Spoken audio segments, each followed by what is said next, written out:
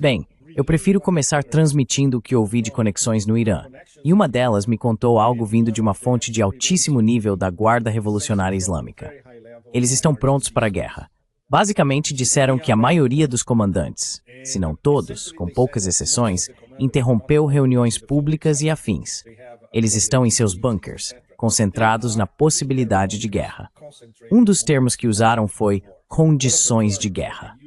Não sei se essa é uma tradução direta do Farsi, não faz muito sentido, mas interpreto como se estivessem analisando tudo o que acontece em toda a Ásia Ocidental, os sinais vindos de Washington e assim por diante.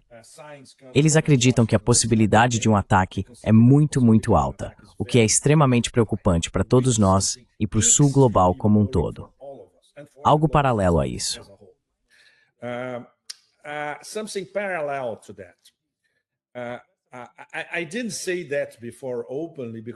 Eu não tinha dito isso abertamente antes, porque estava esperando uma confirmação. Eu deveria participar de uma conferência muito importante no Irã na próxima semana, sobre as relações entre os Estados e o Irã, essencialmente. Neste fim de semana, recebemos dos organizadores a notícia de que a conferência foi cancelada. E adivinha? O motivo foi, mais uma vez, condições de guerra. Então isso é muito, muito sério. Não posso citar a organização responsável pela conferência. Só posso dizer que é uma das principais instituições do sistema iraniano. Para eles cancelarem uma conferência que traria convidados estrangeiros como nós, o que normalmente seria excelente do ponto de vista deles, ter estrangeiros no Irã neste momento para transmitir a perspectiva iraniana ao mundo exterior, especialmente ao sul global. Cancelar isso na última hora literalmente diz muita coisa.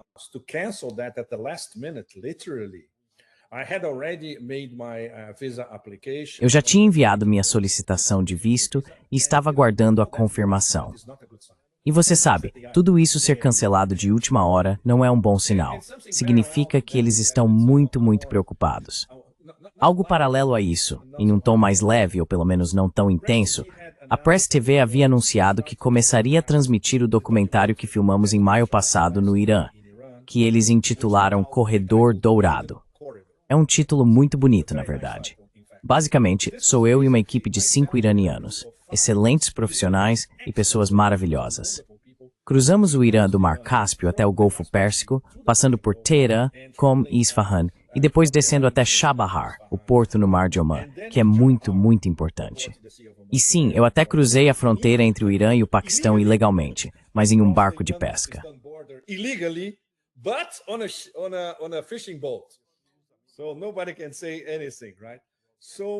Então ninguém pode dizer nada, certo? Este é basicamente o primeiro documentário conduzido por um estrangeiro, o que é uma enorme honra.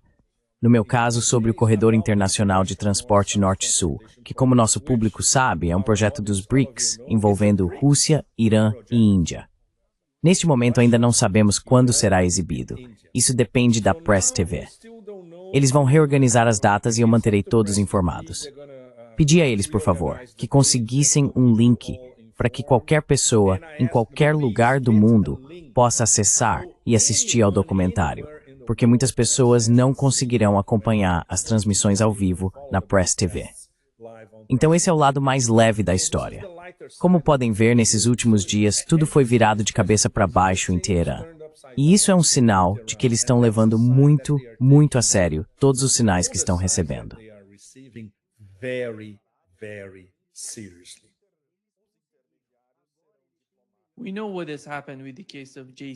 Sabemos o que aconteceu com o caso do JCPOA e com a Rússia e o Irã. A China se uniu a eles para unificar sua posição em relação ao que o Ocidente está fazendo.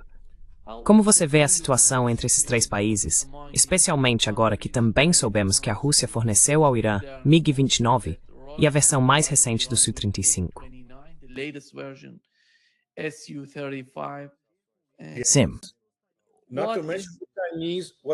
Sem falar dos chineses, o que os chineses não estão dizendo, Nima, o que é ainda melhor. Os chineses estão fornecendo ao Irã, bem, foi o que eu vi em Pequim há pouco mais de um mês. Mas, por enquanto, isso é absolutamente confidencial. Os chineses também estão ajudando. E até que ponto você acha que esse tipo de parceria de segurança vai entre esses três países?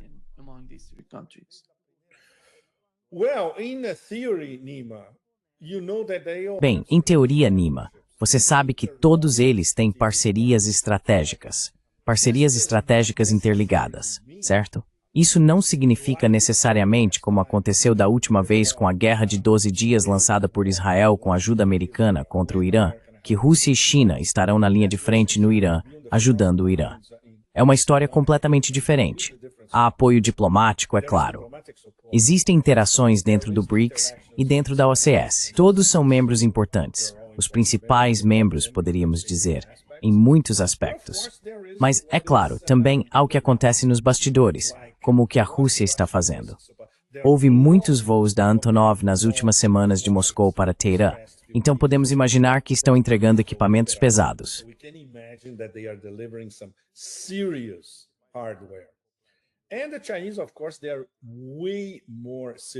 E os chineses, é claro, são muito mais cautelosos. Eles nem sequer dizem explicitamente como estão ajudando o Irã. Mas em relação ao JCPOA, podemos ver que o apoio diplomático foi imediato, porque tanto a Rússia quanto a China fizeram parte das negociações em Viena há 10 anos. E, é claro, são signatários do JCPOA, mesmo antes de o JCPOA chegar à ONU. Lembro-me muito bem, especialmente dos russos em Viena há 10 anos. Lavrov foi um ator muito importante, discutindo com aqueles europeus estúpidos, mas especialmente com John Kerry. E Lavrov e John Kerry, pelo menos, tinham uma relação de respeito mútuo. Isso ajudou muito. Então, imediatamente, Rússia e China afirmaram o óbvio. Immediately, Russia and China stated the obvious. Look, because once again of those warmongering. Olha, porque mais uma vez, graças àqueles europeus belicistas, o JCPOA, como existiu nos últimos 10 anos, agora está morto para todos os efeitos práticos. Então o Irã não precisa mais seguir nada. E esses idiotas restabeleceram suas sanções de retorno automático. Obviamente, isso foi uma conspiração euro-americana contra a Rússia e a China. Então, mais uma vez, como é possível ter qualquer tipo de discussão adulta com essas chamadas elites políticas europeias que só enxergam à frente incrementos das guerras existentes, guerra híbrida, guerra quente ou guerra eterna? E é claro, há diferentes níveis quando se trata de Rússia, China e Irã. A Rússia no topo em termos de guerra eterna, o Irã logo abaixo e a China abaixo disso, especialmente porque os europeus precisam do que a China produz. Eles não podem viver sem isso. Mas a mentalidade deles é diferente.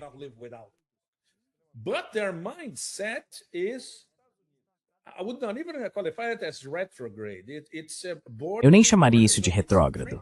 Tá beirando? Não, é francamente psicopático, imbecil, na verdade psicopático. E eles continuam antagonizando os principais membros do Sul Global, a maioria global, BRICS, OCS, ação após ação após ação. Na verdade, nem é ação da parte deles, é uma reação à própria estupidez. E como traçaram um rumo absolutamente equivocado desde o início, não conseguem mudá-lo. Assim, a relação hostil deles, com o que chamam de regime em Teherã, está mais ou menos no mesmo nível da relação hostil com o que chamam de ditadura na Rússia.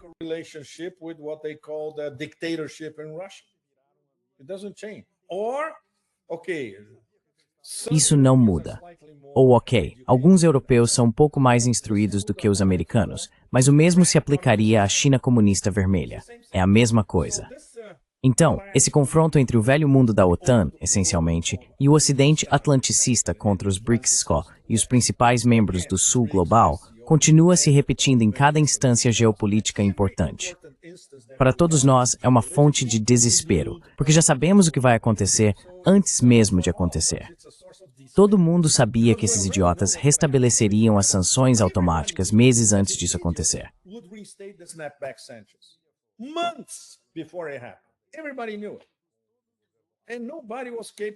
Todo mundo sabia disso, e ninguém foi capaz de colocar um pouco de juízo nessas lideranças estúpidas. Vejam, vocês estão mais uma vez aniquilando a maioria absoluta do Sul Global. E se bem me lembro, todos os membros do movimento dos não alinhados, cerca de 120 deles, também condenaram a retomada das sanções automáticas. Então, mais uma vez, temos 3 potências europeias, que nem dá para chamar de potências, mas parece coisa de lixo da história. junto com os americanos, antagonizando a maioria absoluta, a maioria global. O que é de novo nisso, Nima? The global majority. What else is new, Nima? You know what's so tragic about Europe? Europe going into Sabe o que é tão trágico sobre a Europa? A Europa está indo na mesma direção, em termos de política externa, que Israel seguiu. Israel não tem ninguém além dos Estados Unidos. E aqueles países que mantêm algum tipo de relação com Israel, o fazem por causa dos Estados Unidos. Exatamente. E a Europa está indo nessa direção, Pepe. Veja, eles não têm uma política externa independente. Não sei quanto tempo isso vai levar, mas se eles se tornarem totalmente dependentes dos Estados Unidos, vai chegar um momento em que a opinião pública nos estadunidenses vai perguntar por que precisamos apoiar a Europa. Porque se a Europa se tornar dependente em termos de energia, petróleo, gás, e não puder arcar com os custos por causa dos preços americanos, então, no fim das contas, isso vai se tornar um fardo para os Estados Unidos. Isso vai colocá-los na mesma posição em que Israel está agora. Não sei se eles percebem o tipo de ameaça que estão trazendo para si mesmos. I don't know if they see the sort of threat they're bringing to themselves. No, they don't, Nima. The short answer to your question, they don't. Não, eles não, Nima. A resposta curta para sua pergunta é que não. Em primeiro lugar, por causa da própria mediocridade deles.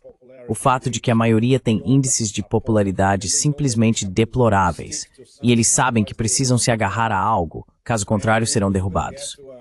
E poderíamos até chegar a um cenário de tochas e forquilhas, ou, sabe, ter Madame Guillotine conversando com muitos deles, se não com todos. As exceções são, é claro, alguns europeus orientais que estão à margem. No caso da Hungria, que não está exatamente à margem, a Hungria é provavelmente a principal opositora da estupidez de Bruxelas. The number one opponent of Brussels stupidity, and at least Orbán says that openly. And everybody E pelo menos Orbán diz isso abertamente. Todo mundo sabe disso. Na Europa Ocidental, na Europa Oriental e além. A Eslováquia também. E alguns movimentos na Áustria. Então a oposição à estupidez kafkiana de Bruxelas, digamos assim. Mas nada vai mudar o rumo que eles traçaram há anos, se não há décadas, quando olhamos para aquelas arpias à frente da Comissão Europeia e especialmente aquele holandês estúpido, Stoltenberg, o secretário-geral da OTAN. Las muitas stepfamos só. Não é as estúpidas, mas above this routines e geopolítica na Europa, no Ocidente e no mundo. situation in Europe, in the West, and around the world. And on top of it, the vassalization. E além disso, o processo de vassalização. Tudo está acontecendo enquanto a Europa é vassalizada até um ponto sem retorno pelos americanos e pela própria Europa. A liderança do Trump 2.0, digamos assim, junto com a maioria absoluta dos republicanos, despreza a Europa tanto como aliada quanto como vassala. Eles têm menos que zero importância em qualquer coisa. Nem sequer têm permissão para se sentar à mesa dos cães. Ao lado do grande banquete onde os verdadeiros poderes se reúnem, sabe? E eles mesmos causaram isso. E obviamente, como foram eles que causaram, não tem nenhum instinto autocrítico para analisar o que fizeram consigo mesmos. É impossível. Instincts to analyze what they did to themselves. It's impossible. Absolutely impossible. So we are watching them be Absolutamente impossível. Então estamos vendo eles se tornarem cada vez mais isolados pelo sul global, ao estilo israelense, como você mencionou. Correto. A única coisa que podem fazer é intensificar a retórica e, claro, fazer ameaças com o que não tem. Mão de obra, exércitos capazes, armas suficientes, mesmo que compradas dos Estados Unidos, dependendo do que os Estados Unidos estejam dispostos a vender, mesmo que seja pago com euros supervalorizados, aliás. E claro, ameaças contra a Rússia, o Irã e de vez em quando a China, sem parar. É tudo o que eles têm. E ainda pior, puro roubo. Hoje é quarta-feira, certo, Nima? Adivinha o que vai ser decidido amanhã em Bruxelas? Se eles realmente vão ousar roubar, literalmente roubar, pelo menos 140 bilhões de euros em ativos russos e encontrar alguma manobra jurídica para justificar isso na própria terminologia deles. terminology.